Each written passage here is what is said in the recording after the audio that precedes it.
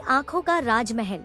राज्य था सूर्यगढ़, पहाड़ों की गोद में बसा, नदी के किनारे टिका, और उस राज्य का राजा था आदित्य सिंह। उम्र थी 25 साल, चेहरे पर गंभीरता, आंखों में राज्य की चिंता और दिल में एक अजीब सी खालीपन जिसका नाम उसे पता नहीं था। दरबारी कहते, महाराज, विवाह का समय आ गया। वो टाल देते। फिर एक दिन पड़ोसी राज्य मालवगढ़ से संधि का प्रस्ताव आया। साथ में आई राजकुमारी मृणलिनी। आदित्य सिंह ने सोचा था एक साधारण राजकुमारी होगी। पहने पहने नजरें झुकाए चुप रहे। जब मृणलिनी दरबार में आई, उसने नजरें नहीं झुकाई, सीधे राजा की आंखों में देखा।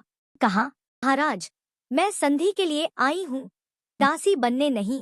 पूरा दरबार सन्ना। आदित्य सिंह ने पहली बार महीनों में मुस्कुराया।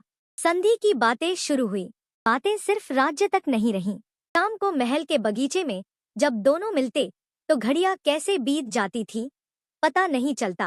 मृणलिनी को कविता पसंद थी, वो सुनाती, आदित्य सिंह सुनते। आदित्य सिंह को इतिहास पसंद था, वो बताते। मृणलिनी सवाल करती, राजा हो। एक शाम मृणलिनी ने कहा, पर लगते नहीं। कैसे लगता हूँ? आदित्य सिंह ने पूछा। मृणलिनी ने एक पल सोचा, किसी ऐसे इंसान जैसे जो बहुत कुछ कहना चाहता है पर कहता नहीं। आदित्य सिंह चुप रहे, क्योंकि वो सच था। एक रात महल में उत्सव था, दीप जले, संगीत बजा, रंग बिखरे। भीड़ में आदित्य सिंह ने मृणलिनी को खोजा। वो छत पर थी, अकेली, नीचे की रोशनियां देख रही थी। यहाँ क्यों हो? आदित्य सिंह ने पास आकर पूछा। भीड़ में अकेलापन ज्यादा लगता है, मृणलिनी ने धीरे कहा। आदित्य सिंह उसके पास आकर खड़े हो गए। दोनों ने नीचे की रोशनियां देखी। मालवगढ़ याद आता है? उन्होंने पूछा। माँ याद आती है, मृणलिनी ने सच कहा। आदित्य सिंह ने कुछ नहीं कहा, पर वो वहाँ से गए नहीं, बस पास खड़े रहे। और मृणलिनी को लगा ये खामोशी किसी भी बात से ज्यादा गहरी थी। अगले दिन संधि पर हस्ताक्षर होने थे और मृणलिनी की वापसी। सुबह से महल में हलचल थी।